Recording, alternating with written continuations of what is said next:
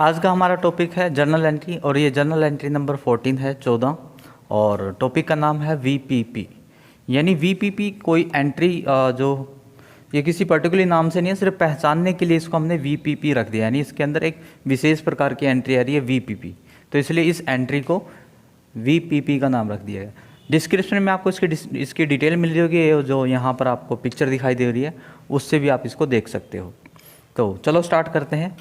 Journal entry number 14। सबसे पहली entry है 1 तारीख की, या पहली एंट्री रिसीव वीपीपी। वीपीपी देखो, value payable post.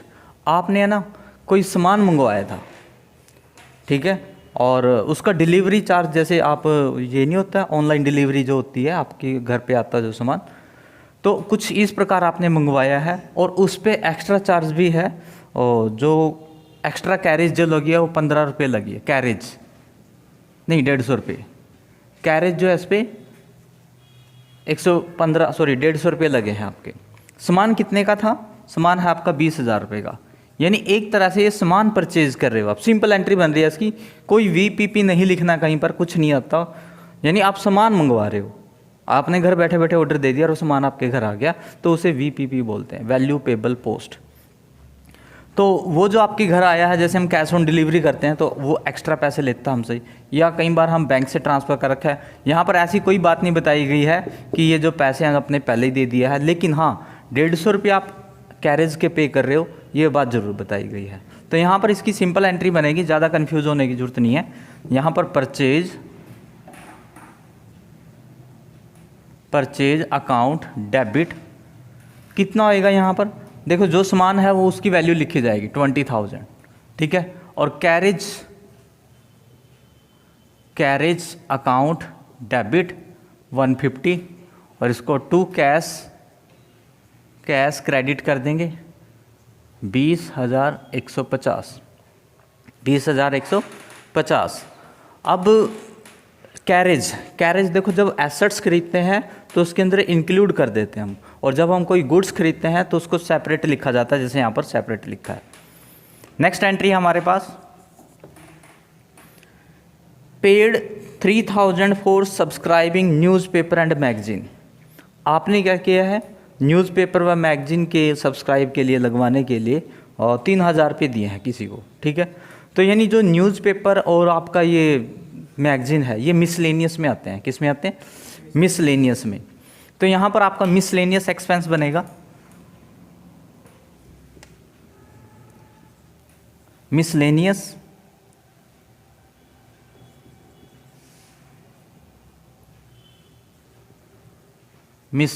Expense debit 3,000 to cash credit 3,000। Miscellaneous expense debit 3,000 और to cash credit 3,000। Next entry है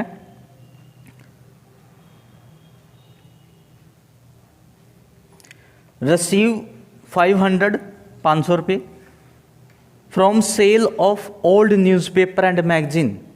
आपने क्या किया है, 500 रुपये प्राप्त किए हैं। कहाँ से?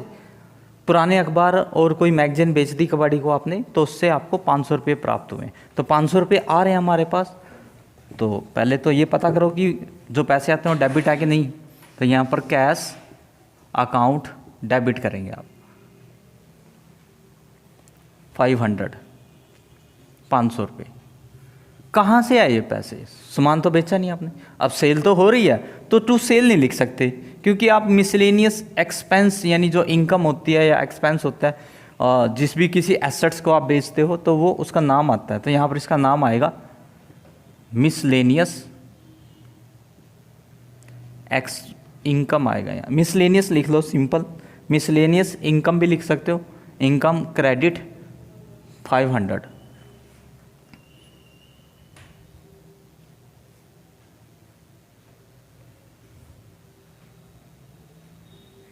नेक्स्ट एंट्री हमारे पास receive 10,000 from sale of old chair and table. Receive 10,000 from sale of old chair and table, आपने क्या किया, व्यापार में से कोई पुरानी कुर्सियाँ और टेबल बेच दी हैं, तो आपके पास पैसे आ रहे हैं 10,000, कैश अकाउंट डेबिट 10,000। अब ये पैसे कहाँ से आए, सेल से आए, टू सेल लिख देते हैं, नहीं, यहाँ पर आप पुराना ओल्ड आइए भाई, ओल्ड चेयर एंड टेबल्स आपने बेच दिए, यानी कहाँ से आए, फर्नीचर से आए,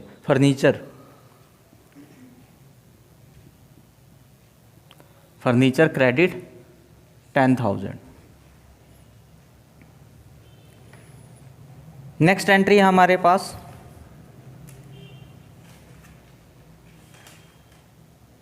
paid interest on loan, paid interest on loan, loan का इंटरेस्ट पे किया है आपने,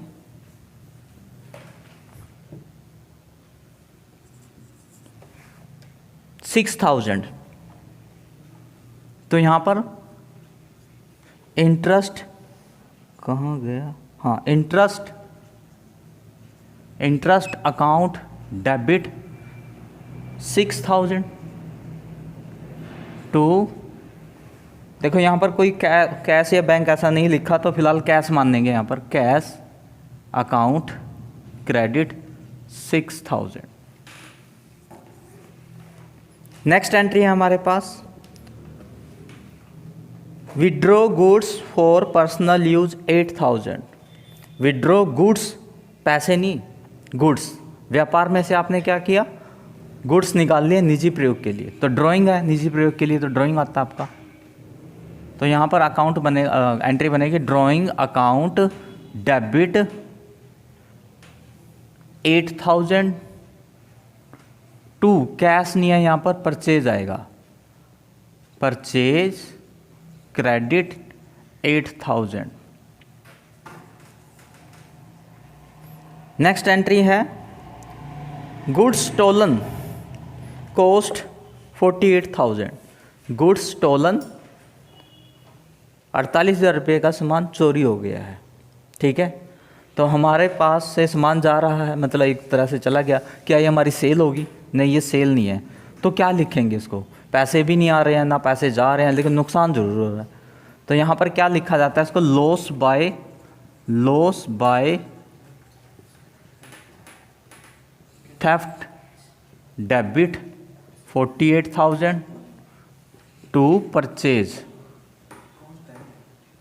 टू परचेज क्रेडिट 48,000। देखो सेल नहीं है ये हमारी कि भी सेल लिख दें, ना कोई ड्राइंग के लिए निकाला आपने, चोरी हुआ ना सामान, 48,000 रुपये का चोरी हो गया, तो परचेज जो आपकी कम हो जाएगी 48,000 रुपये की। ऐसी अगली एंट्री है goods destroy by fire,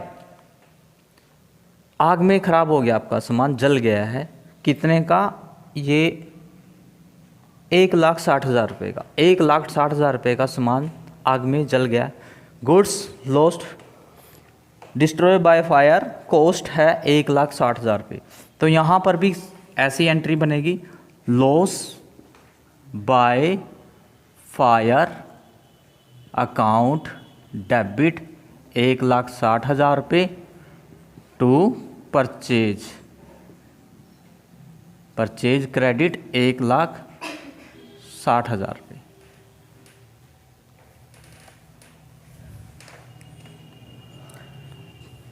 next entry है goods sold to X on credit 6 lakhs, goods sold to X on credit 6 lakh रुपए, एक्स को उधार में सामान बेच दिया है 6 लाख रुपए का, तो एक्स के पास सामान जा रहा है, एक्स अकाउंट डेबिट 6 लाख रुपए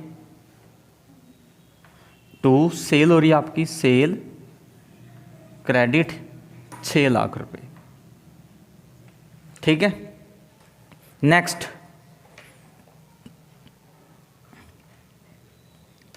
x return 1/6 of the above goods, x ने क्या किया, इसमें से 1/6 सामान हमें वापस कर दिया है, तो 1/6 कितना आएगा बताओ भाई, तो हम क्या करेंगे, क्या 6 लाख को 6 से डिवाइड कर देंगे तो 1 आ जाएगा। तो यानी 1 लाख रुपए का सामान एक्स ने वापस कर दिया है आपको, 1 लाख रुपए का सामान। तो सेल रिटर्न हो रही है।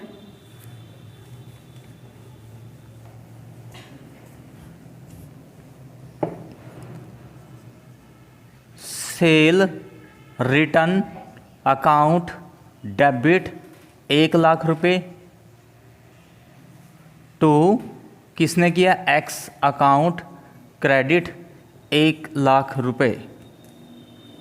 ठीक है। नेक्स्ट एंट्री है हमारे पास, X settle his account after detecting 10% discount of their payment. X ने क्या किया, अपना हिसाब चुकता कर दिया, सेटल कर दिया अपना अकाउंट आफ्टर डिटेक्टिंग 10% डिस्काउंट। पहले तो ये पता करो कि एक्स से लेने कितने थे। 6 लाख रुपए का सामान आपने एक्स को बेचा था, 1 लाख रुपए का सामान उसने वापस कर दिया, तो 5 लाख का रह गया, है ना। 5 लाख का रह गया। अब फिर हम जब पैसे लेने लगे, उसने कहा भाई कोई छूट कर दे, 10% की छूट कर दो, मैं पैसे दे दूंगा। हम 10% की छूट दे रहे हैं उसे, तो 10% निकाल लो इसका, 50,000 आ जाएगा। कितना आ जाएगा, 50,000। ठीक है, इतनी छूट हम दे रहे हैं, तो 50,000 में से माइनस करो, कितना आ जाएगा, 45,000। यानी 45,000 रुपये आ रहे हैं हमारे पास। सॉरी, 4,50,000। तो कैश अकाउंट डेबिट कितने आए, 4,50,000 रुपये तो आपके पास आ गए। और डिस्काउंट अलो कितने का हुआ, 50,000 रुपये का। 50,000 रुपये का, क्योंकि 5 लाख लेने थे ना, 5 लाख में से हम 50,000 की छूट दे रहे हैं, तो 4.5 लाख रह गए। 4.5 लाख उसने दे दिए, 50,000 हमने छोड़ दिए। तो to X account, X credit 5 lakh.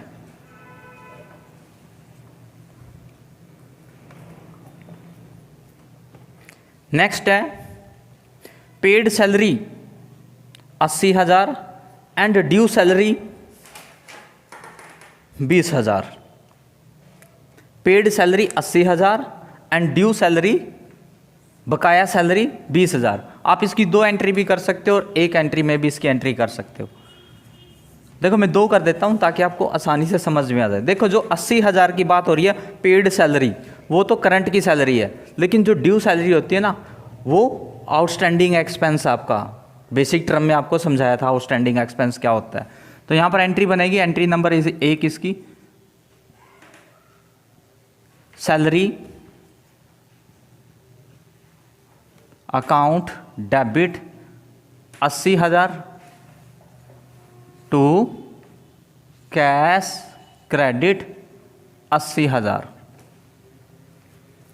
इसके बाद दूसरी एंट्री है इसकी, इसी की ड्यू सैलरी है आपकी 20,000। तो यहां पर बनेगा सैलरी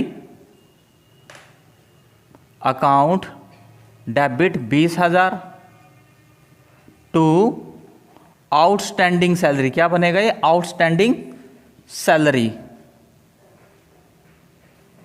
क्रेडिट 20,000। यहां पर कैश नहीं आएगा, नीचे आउटस्टैंडिंग सैलरी आएगा आपका। उसके बाद है आपके पास